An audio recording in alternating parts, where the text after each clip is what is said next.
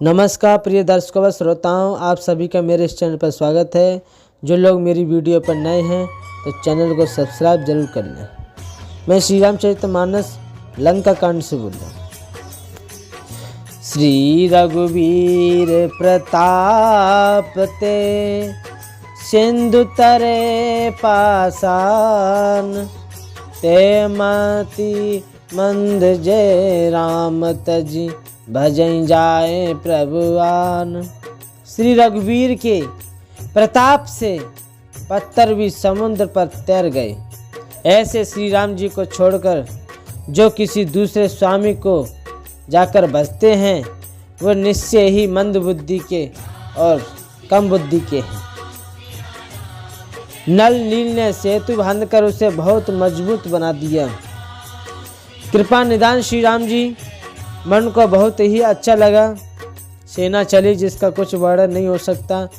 योद्धा वानरों के समुदाय गरज रहे हैं। मकर नरक नाना जस ब्याला, सत योजन तन परम विशाला।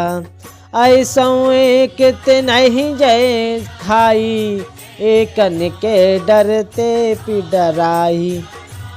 बहुत तरह के मगर जल में, घड़ियाल, मच्छर और सर्प थे जिनके 100 योजन के बहुत बड़े विशाल शरीर थे।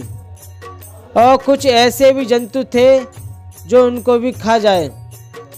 किसी किसी के डर से तो वो डर रहे थे।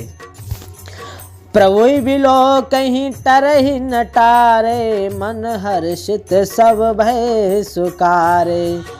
तिनकी ओट न दे कहीं बारी, मगन बहे हरि रूप निहारी। वह सब वेर विरोध भूलकर प्रभु के दर्शन कर रहे हैं। हटाने से भी नहीं वो हटते। सबके मन हर्षित हो रहे हैं और सब सुखी हैं। उनकी आड़ के कारण जल नहीं दिखाई पड़ता। वे सब भगवान के रूप के देखकर आनंद और प्रेम में मग्न हो रहे हैं। प्रभु श्री रामचंद्र जी की आज्ञा पाकर सेना चली। वानर सेना की प्रफुल्लता अधिक संख्या कौन कह सकता है। बहुत अत्यधिक संख्या है। सेतु बंद भई वीर अति, कपि नव पंत उड़ाई। अप जल चरण अपर चढ़ी, चढ़ी पारई जाई। सेतु बंद पर बहुत भीड़ हो गई। इससे कुछ वानर आकाश मार्ग से उड़ने लगे और दूसरे कितने ही जलचर जीवों पर चढ़ चढ़कर पार हो रहे हैं। कृपालु रघुनाथ जी तब लक्ष्मण जी दोनों भाई ऐसा कौतुक देखकर हंसते हुए जा रहे हैं। श्री रघुनाथ जी सेना समेत समुद्र पार हो गए। वानरों और उनके सेनापति में भीड़ कहीं नहीं जा सकती। श्री राम जी के हित सेवा के लिए सब वृक्ष ऋतु कुरुतु समय की गति को छोड़कर फल उठे।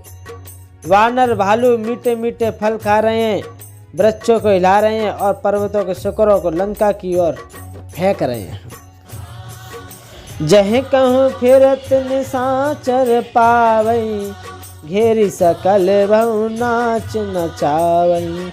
दस नहीं काट नासिका काना, कहीं प्रभु सुजसुत दई तब जाना। घूमते फिरते जहाँ कहीं किसी राक्षस को पा जाते तो सब उसे घेर कर खूब नाच नचाते और दांतों से उसके नाक कान काटकर प्रभु का सुयश कहकर अथवा कहलाकर तब उसे जाने देते। जिन कर नासा कान निपाता, ते नहीं रावण कहीं सब बाता।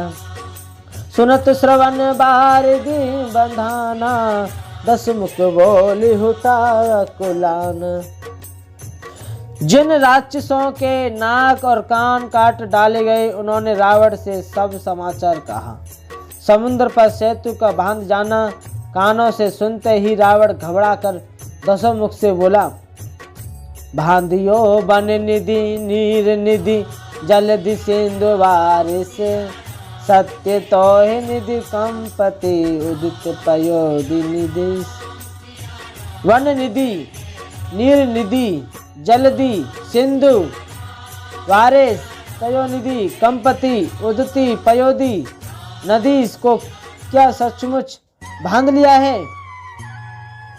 ऐसा विचार करने लगा राजा। निज विकलता विचारी बहोरी, बेसी गयो गृह करी है भोरी। मंदोदरी सुनियो प्रभु आयो, को तो कहीं पातो जी बंधायो। और रावण फिर अपनी व्याकुलता को समझकर ऊपर से हंसता हुआ भय को बुलाकर महल को गया। जब मंदोदरी ने सुना कि प्रभु श्री राम जी आ गए हैं तो उन्होंने खेल में समुद्र को बांध लिया है। तब वह हाथ जोड़कर पति को अपने महल में लाकर परम मनोहर वाणी बोली। चरणों में सिर नवाकर उसने अपना आंचल पसारा और कहा, हे प्रीतम, क्रोध त्याग कर मेरे वचन सुनिए। प्रेम से बोले श्री राम भगवान की जय हो।